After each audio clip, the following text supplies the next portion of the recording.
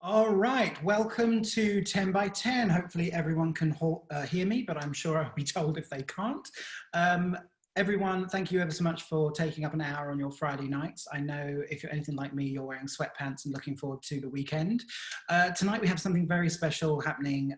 It's called 10 by 10. It is 10 tough questions on the 10th of every month. And I've heard rumors of a drinking game, so please do Zoom sensibly. That is one request. Tonight we've got Henry Eccles, who I'll talk about a little bit more. But my name is Paul Armstrong. I work with Buzzbar, which is the on-demand, side-by-side digital marketing and production service. So literally you work, as we're doing now, much more on Zoom. Everything's £65 an hour.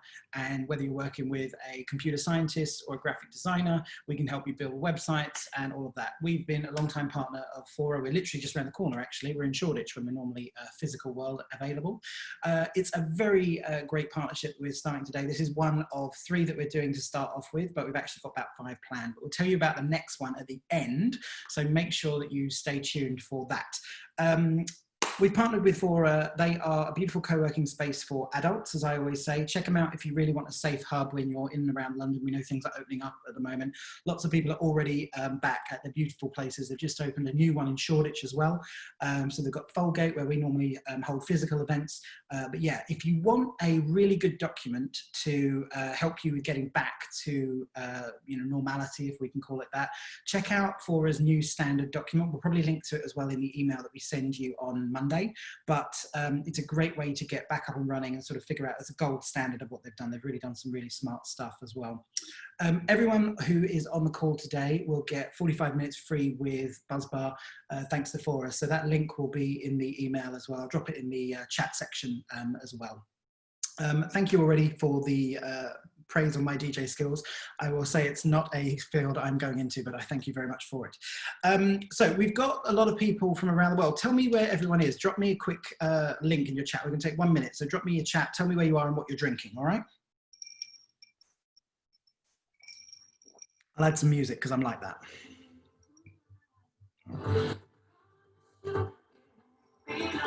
All right. Go Scotland, London, Bristol. Oh God, we can do better than mint tea. It's Friday. Come on. James is in Fora, Folgate. Loving it, loving it. Buckinghamshire for Henry, obviously. Oh, Nigeria. You're winning so far, Rika. That's nice. Awesome. Who else have we got? Don't be shy. Tell us. I don't think everyone's drinking Diet Coke for a second. So. East Dulwich in the house. Always good. Always good. Got someone in Battersea. Awesome. Ooh, fancy, Monica. Fancy. Madrid, loving it. Mahou.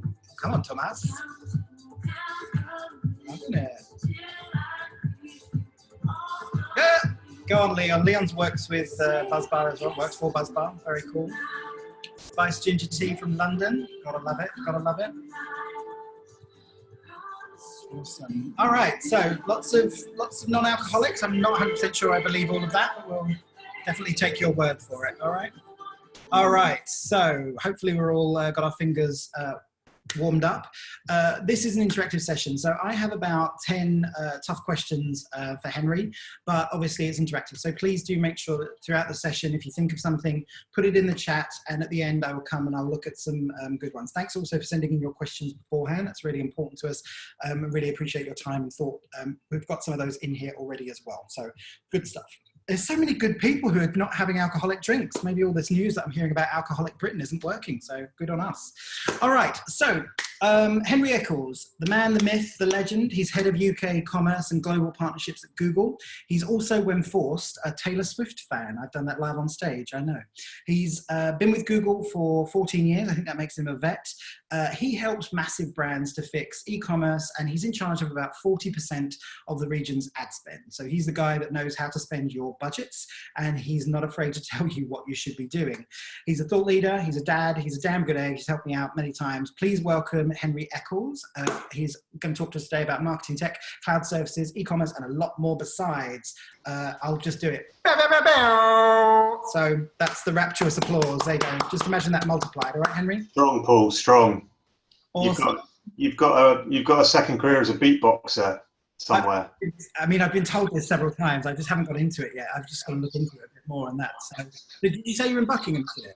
I'm in rural Buckinghamshire.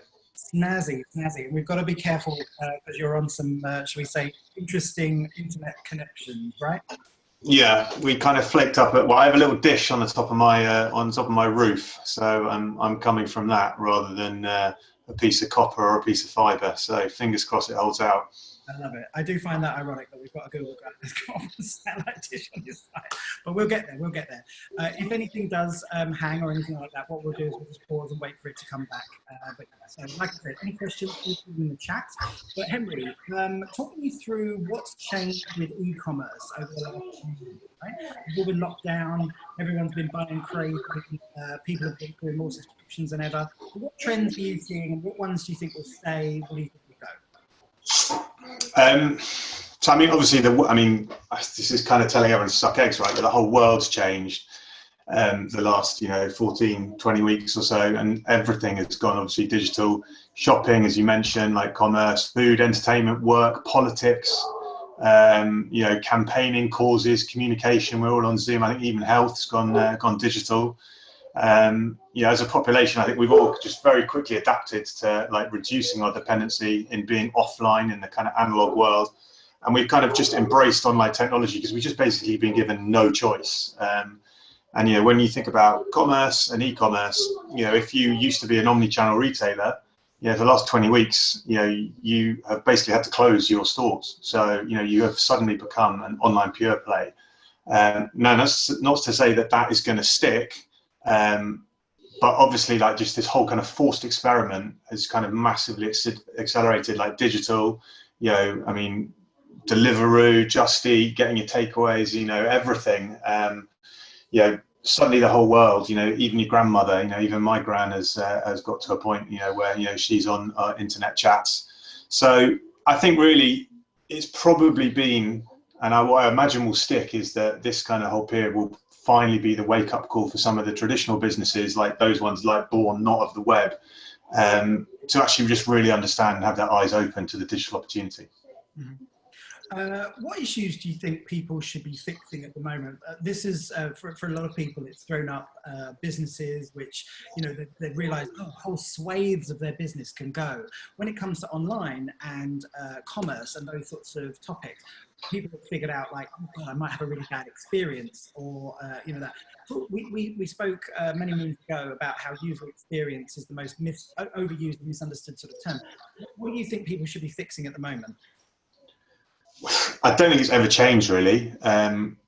Ultimately, you've just got to obsess about the consumer experience. I think just follow the user and all else will follow. I mean, that's obviously been one of Google's mantras forever. But yeah, so I think but in today's world, I think it's about differentiation and value, right? You've got to make sure that all of your hygiene is there. You've got to get your page loading fast, got to reduce friction. Don't force people to kind of sign up if they don't need to sign up. Just think through like, what does this look like from a consumer perspective? Competition is literally a click away. So I don't think it's really changed. I just think it's become even more important just to get the basics right. From speed, and then obviously once you've got all that kind of well licked, I think clearly personalization. How do you bring like what you know about your consumers to bear? And being as assistive and as predictive to what they might want as possible. Mm-hmm. Delve into one of those things you just mentioned. So you said like data, don't collect too much. That flies in the face of everything that most people get told when they're marketing. It's all about the data, collect it so you can use it later. Talk me through what you mean by, or what data you think is usually superfluous that maybe people are collecting at the moment. You just think like, what's the point? Well, I mean, I've seen, I don't mean to pick on any particular sector or anything else like that, but I've been asked to sort of fill in when I've signed up for kind of digital news content. They want everything about me, right? I just want to read the articles. I don't think as a consumer to give away all of that data. I'm probably happy to give it away at some point, but don't force me to do it. There's got to be some kind of value exchange there, right? Maybe force me to do it if you're going to offer me like, a free trial or something like that. But ultimately, like depending on what you're trying to do, what you're trying to get the consumer to convert on, you take the minimum, and make the experience as frictionless as possible. Go back for more insight on your consumers, as and when you've kind of got that relationship from them. Don't jeopardize an e-commerce sale just because you want to get their post. Well, you probably need their postcode for shipping, but like if you want to get their star sign, you probably don't need that. To sell them a product. So don't get too greedy. Ultimately just be about, what does the consumer want? The consumer wants your product as quickly as possible. So make sure you understand what they want and give it to them. It's not a great deal more complicated than that, I wouldn't have thought. I remember you telling me once that part of your job is telling people what they already know, and you work with really senior people in the industry who, in some respects, should know better. Talk me through how people can help themselves, help the bosses and that sort of stuff, make big choices at the moment, because we're hearing that a lot of people have paralysis and that e-commerce isn't the easiest thing to sort of, we call it overhaul. Give me an idea of some of the techniques or words, or I don't know, things that you've done in the past to get someone who didn't want to change something quite big that they did. Have you got any top tips for people? I think you've got to stoke the fire of kind of fear and greed, really. I think that's what I find, and by that I mean is like, you show them what the competition's doing, and show them, don't just show them the opportunity, but then show them how others are capturing that opportunity. So you're feeding the greed by telling them there's lots of kind of opportunity out there, but you're then feeling the fear by telling them that others are getting there and moving there faster. So I think using that kind of approach. And make it really tangible. I mean, I think one of the things that that was really effective for me the other day, I was going in and talking to a retailer that will remain nameless, and we were talking to them about how they should be using their first-party data, and they should be considering themselves just as much as an advertiser as they are a publisher or a media owner, and said Amazon Media Group is pretty big these days. Any guesses as to how many open roles they currently have at Amazon within their media group?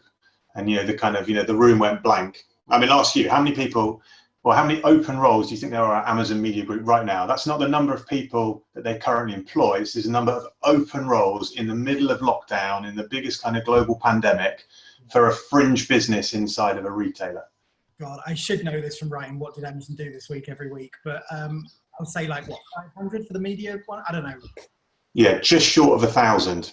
Jeez, they are just spanking it at the moment. They're doing. So I guess, the fear and greed thing, like when we showed that, and you literally go onto the jobs.amazon.com or whatever, and filter by media business, and it's just there in black and white.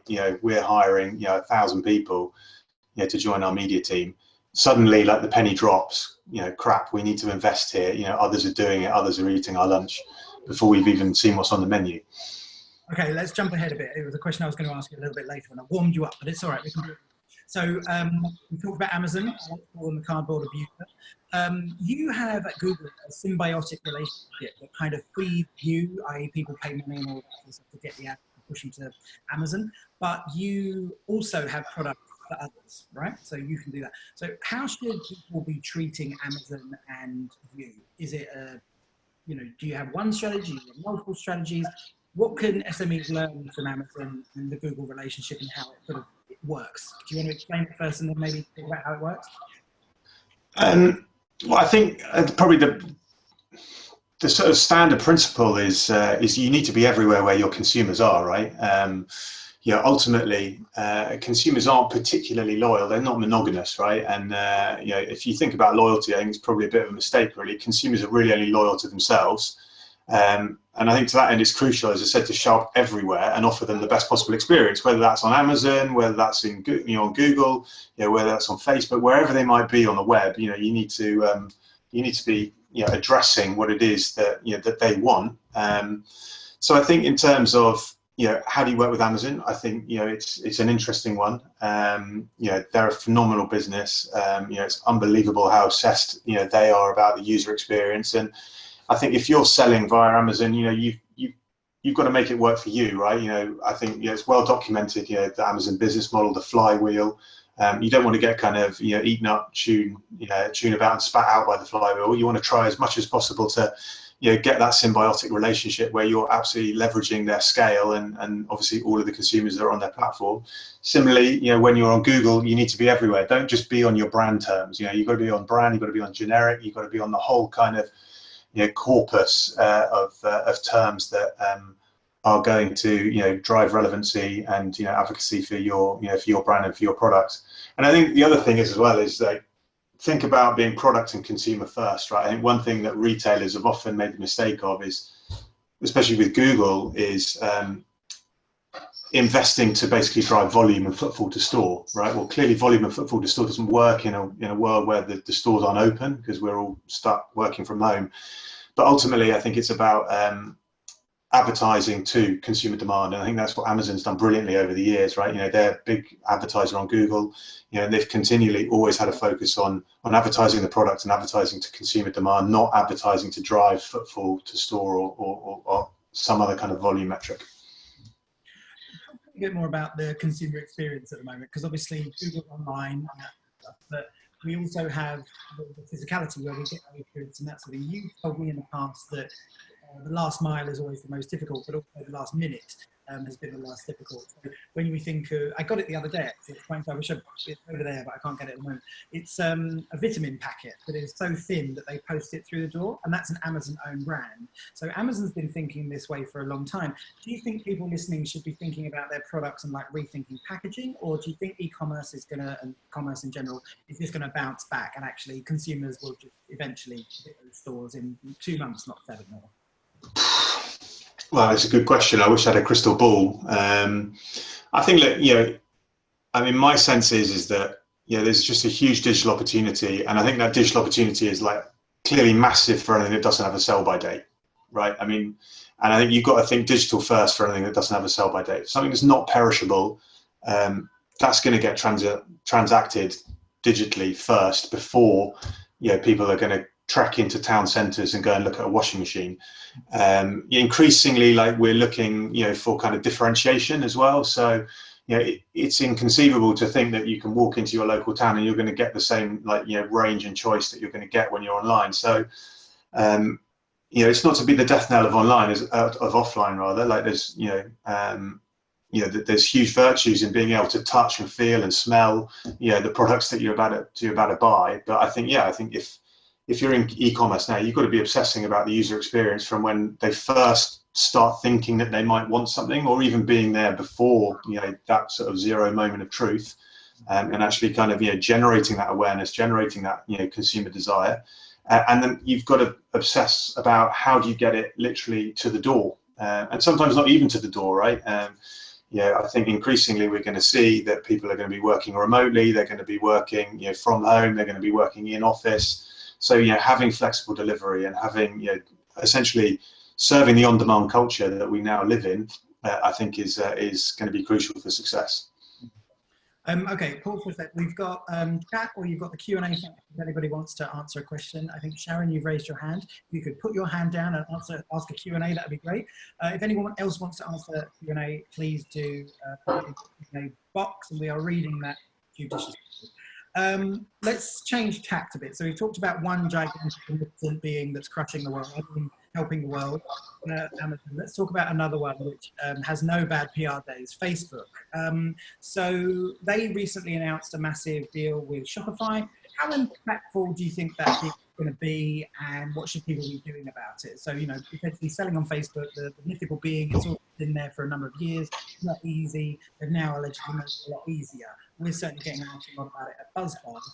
Do you think it's going to be a game changer for people, or too little too late? I think it's just another kind of, what's the word? It's just another signal that I think the whole D2C movement, is very, very real. I mean, you look at the size of Shopify these days. I mean, they're doing 60 billion in gross merchandising volume in 2019. That's probably gone up this year. Their market cap is 3 times the size of Target in the US, right? I mean, they are, they're big, right? Which is indicative of the fact that, D2C is big, right? And, never has there been a better time, I think, as a content creator or as a product owner or as a brand, to be able to have that kind of one-to-one relationship with your audience. Now, are you necessarily going to be able to do it totally unintermediated by large platforms? I think probably starting out, it's unrealistic to think that that's going to be your main channel. Just so you know, Henry, you have paused. We'll just wait for him to come back. It happened. We tried it on the test, so he should be back in a sec. 1 second, folks. But make sure, if you want, answer some Q&A as well. And we'll just wait for Henry to come back. They are on social. Henry, just start that again. Sorry, you cut out. You did a cut out thing. So you can just start that answer again. Okay, where did I get to? We don't know. You pause, basically. Start the answer again. Okay. I said some really clever stuff there, and I've now forgotten exactly what it was. But anyway, I think it's indicative of the fact, like Shopify, they're huge, right? They're 3 times the size of Target. They're doing like upwards of 60 billion in gross merchandising volume, and ultimately, I think it's just indicative of the fact that direct to consumer, is a big trend, right? We've been talking about it for a while. We've got the sort of poster child of Harry's razors and all this kind of stuff. But D2C is a massive segment. I think it's growing, and never has there been a better time. If you're a product owner or a content creator, or a journalist, to get your content, to get your product out to market. I think it's likely, certainly when you're starting out, that there's going to be some platform that intermediates between you and your end consumer, be it Facebook, be it Amazon, be it Google. But at the same time, I think it's just indicative of the fact that there is a demand for this differentiation that we get within D2C. And so I think, is it going to be big? I don't know. I wouldn't want to comment, but are consumers on Facebook? Yes. Do they want to buy stuff? Yes. Does it make sense in that regard? Yeah, I absolutely think so. I think it's good for consumers. It's a good channel for brands, let's see where it goes.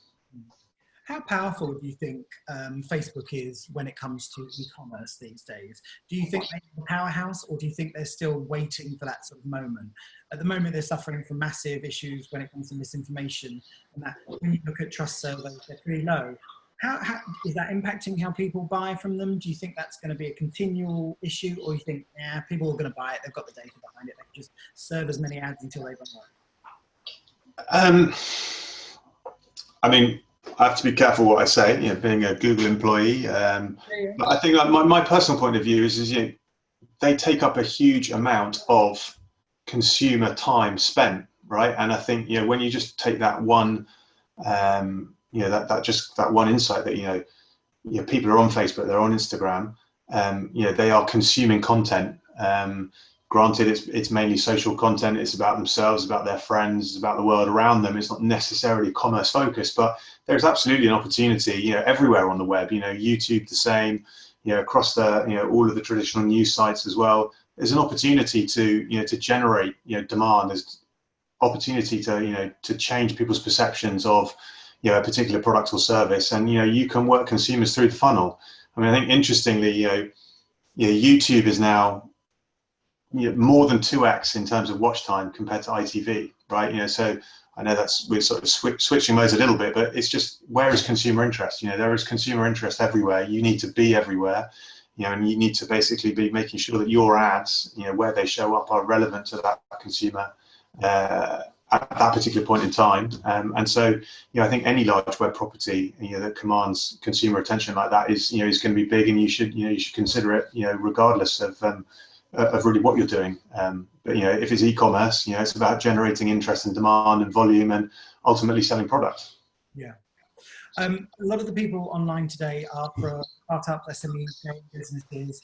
Talk to them a little bit about post-COVID. How do they stay ahead of the competition right now, but also, as we come out of lockdown? How do you differentiate yourself when you don't have tons of money?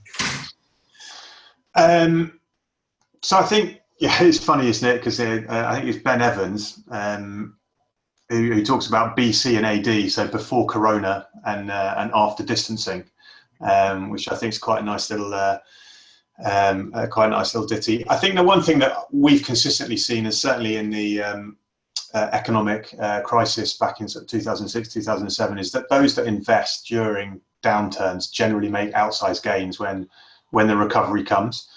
And I think I've said it before, is like, I think you've got to put products and consumer interest first, right? Not kind of these other kind of peripheral objectives. And, again, repeat what I said earlier, many retail advertisers have had a dangerous habit in the past of driving footfall and driving volume, not necessarily driving product sales. And I think having that singular focus and doing one thing really well, from the outset, and obsessing about, that user journey and analyzing the data, understand where your drop off is, and fixing that, and basically getting that funnel from, generating awareness through to, sale, and then hopefully some kind of like product advocacy, is what you need to do.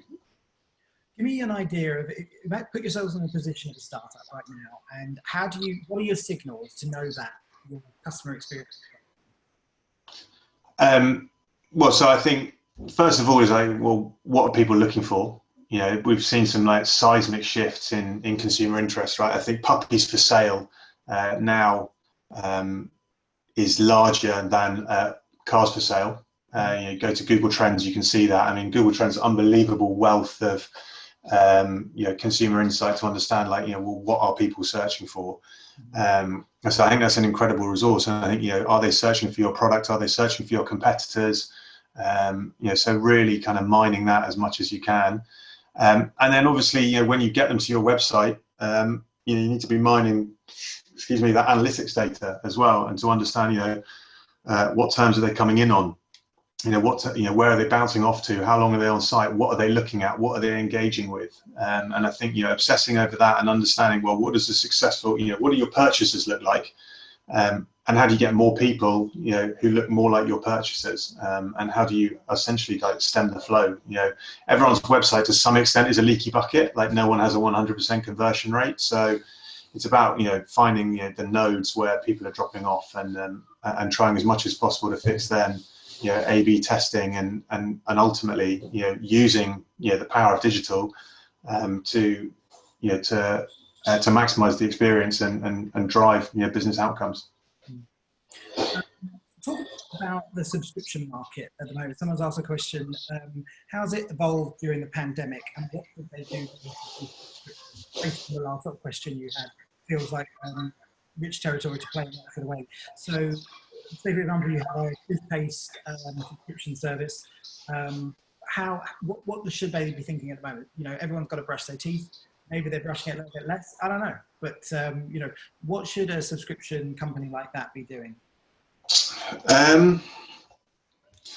Good question, really. I mean, the subscriptions, I don't actually have like loads of kind of experience working with sort of subscription, sort of retail or commerce type businesses. But I mean, obviously recurring revenue is lovely.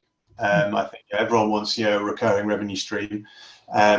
Clearly, I talked about loyalty earlier. Like, I don't think anyone's loyal to anyone other than themselves. So I think it's about making sure that you're continuing to add value to that subscription. That's tough, right? The end of the day, like, they're paying a price, you're delivering a service. So it's a case of like, well, how do you keep them? How do you keep them with you? How do you keep that revenue recurring? How do you continually delight them? Because the last thing you want to do is have them churn off your service. And ultimately, how do you turn them into your advocates, right? Then, they mightn't be loyal in terms of their DNA. They'll go if they find something that is comparatively better at a lower price. So I guess fix for that or solve for that. And then also, when you have got them and you are delivering them, a great service and a great product at a great price, how do you turn them into your advocates? How do you turn how do you turn that into your flywheel such that you can potentially reduce your marketing spend and get an uptick in terms of your organic subscribers, and then with that you bring in the economies of scale, which hopefully brings down your cost base, and then when you've got a lower cost base, you can offer more for the same. You mentioned loyalty several times there. I think that's something that a lot of people don't think enough about. What is that in an age of digital? Pandemic's outside, literally the world is trying to kill you. How do we as marketeers and as brands help people to help themselves be more loyal to us. You know, most people say that their product does add value, so let's assume the value is inherent. You know, not everyone's great, but you know, let's assume we are. How do people use Google tools, Facebook, all of that? What does loyalty mean during a pandemic? So I would perhaps pivot that question a little bit, and it's not that I'm trying to dodge it, but I think it's more about like how do you use what you know about about your customers and your users? How do you use that first party data to make sure that you're then recommending the right next product to your user? We've all been out on the web and we've all been remarketed to for a product that we've already bought. You know, how do we avoid that wasted marketing cost?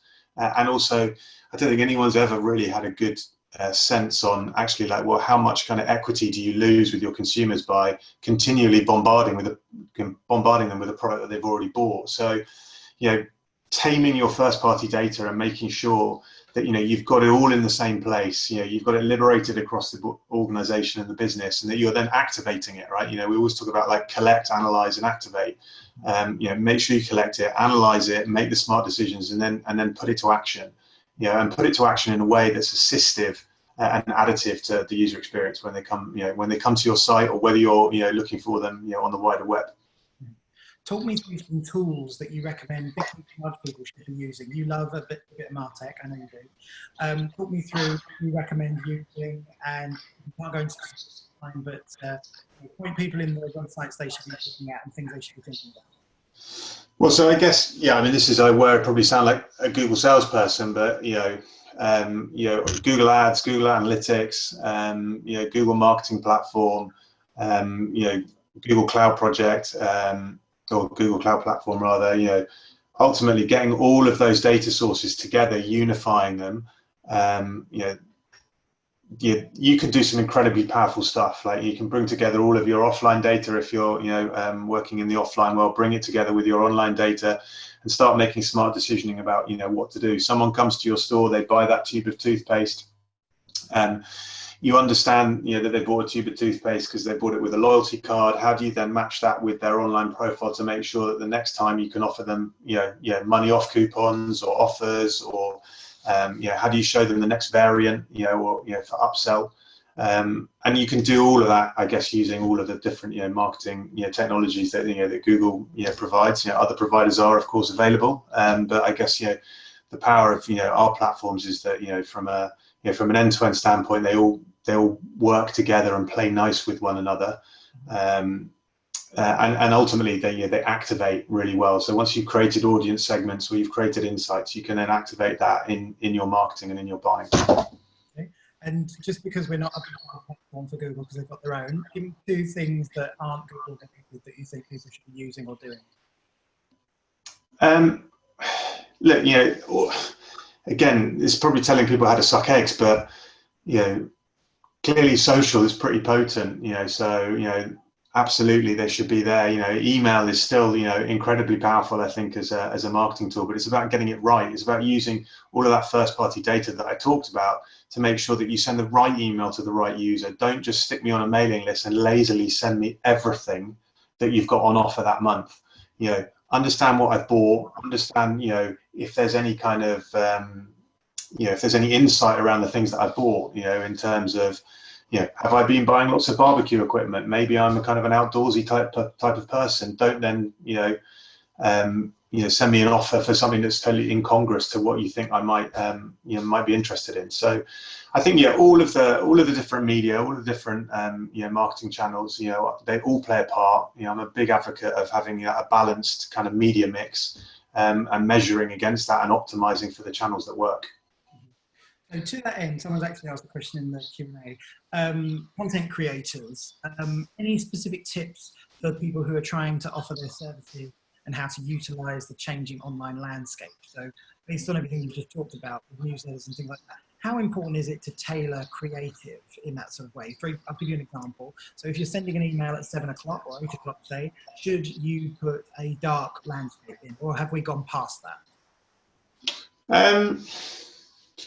No, I think you've kind of hit the nail on the head. Like you know, I know I don't work on YouTube, but the YouTube guys will always tell you is like, don't just take your 30-second TV ad and repurpose it and chuck it onto YouTube, And we see the same as like, if you're doing, I don't know, Snapchat or other social, think about whether you want to do kind of portrait or landscape video. It's like, ultimately, no one sticks a newspaper advert, on a bus side, right? I think it's a case of, people in digital sometimes, I'm starting to see less and less of this, just lazy, right? They're just taking existing assets that they've got and then just slapping them everywhere, thinking that'll do. Whereas I don't think, if you need to understand, like, why are users on a particular platform? What are they doing? What are they there for? And you do absolutely, I think you need to tailor the creative and the messaging, for exactly the purpose of why a user's there. So if it's putting a moody landscape on an email, that's going out at 8 p.m., do it, but then test it and see, does it work better than the creative that doesn't have the moody landscape? So, I mean, that's the joy of digital, is that you can A/B test everything. You can see, very quantitatively what works and what doesn't, and then just, continue to, optimize and obsess about making sure that you're driving the right results. Okay. One final question, and then we will wrap this up with a few extra bits of detail and that sort of stuff. We just have one more question, so maybe two if we're quick. Talk to me about the app du jour, TikTok. Obviously, nothing to do with commerce at the moment, but influencers are on it doing various things. I would say TikTok, please Google it before it's taken down from the UK. Very interesting platform. How can brands capitalize on idle thumbs, as Leon's put it here, of creators towards a new world of influencer in e-commerce? Do you think it's going to steal the sort of golden chalice from various platforms, or do you think there's a place for everyone?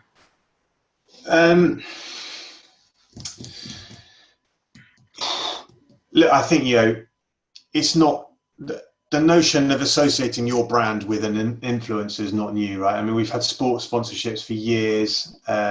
We've had, just long before any of these kind of digital platforms, like, the YouTube influencers or the YouTubers and the TikTokers and, the Instagrammers, whoever it may be, I think the interesting thing about the internet is, like, rather than it being kind of like broadcast, it's kind of, it's kind of one-to-one, or one to a few, and that just simply wasn't possible in the analog world, right? It was just broadcast, it was one to many, whereas now we've got a world where it's many to many. And so I think people with specific audiences and specific niches, I think, can do really well. And I think if you're a brand and you can attach your product or service to an influencer or a subset of influencers to reach your core audience, I think absolutely that's totally valid marketing technique. I would advocate for it. That is where digital just absolutely bests, like, offline and the analog world. And I've always been an advocate as, like, play to the strength of digital. Don't just take the offline experience, as I mentioned, with the repurposing of TV creative and throwing it online. Don't just take the offline experience and bring it online. Harness the unique power that digital gives us, and definitely that kind of narrow casting, or one-to-one, or one to a few, or many to many, however you want to put it. Leveraging that, and whether that's on TikTok, whether that's Facebook, whether that's YouTube, whether that's sport, whether that's music, I don't think it matters. That the principle is like, get your product to where your consumers are. Okay. Finally, before we wrap up, how can someone who specifically provides a service, such as an advisory or coaching service, utilize the changing landscape? Where should they be focusing their time? You're gonna have to repeat, Paul. You went all robotic on me. No problem, it happens all the time. How can somebody who specifically provides a service, such as an advisory or coaching service, utilize the changing landscape? Where should they be spending their time right now? Well, I mean, it's kind of nice. We're almost finishing where we started, right? It's like, well, what's changed? Well, the world's gone digital, and I said that for shopping and for, politics and for health, but for communication, right? We're all doing these, virtual chats. So I think, if you're offering coaching and, kind of more human services, it's never been easier to get in front of someone, whereas I think, rewind 20 weeks ago and getting access to, customers or senior folk or celebrity was probably harder then than it is now. So I think you've got to jump on that as an opportunity. So I don't know if that answers the question, but I think Another pause. We're so good. We only had 2. 1 second. We'll be right back.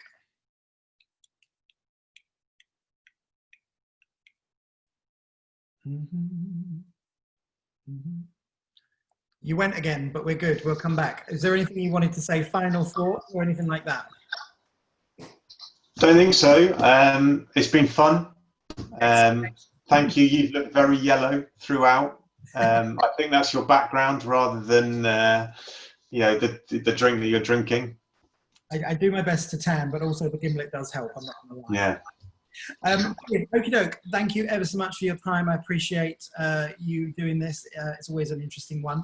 Everyone's enjoying the session, so that's amazingly good. There will be an email that comes into your inboxes on Monday with all of the details, a review of this, and also a virtual goodie bag, which includes offers from Black and Bloom.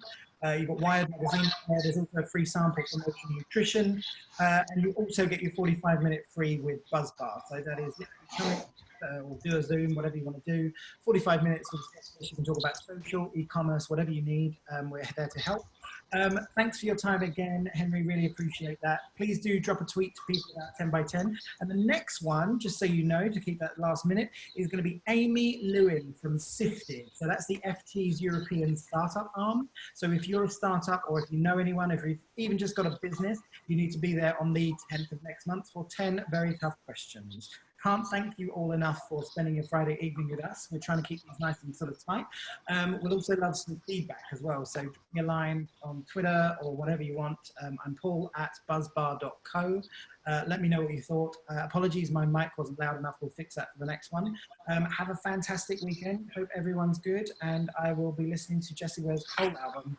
And I recommend you guys do it too. Henry, thanks again. Really appreciate your time. Have a fantastic weekend. All right?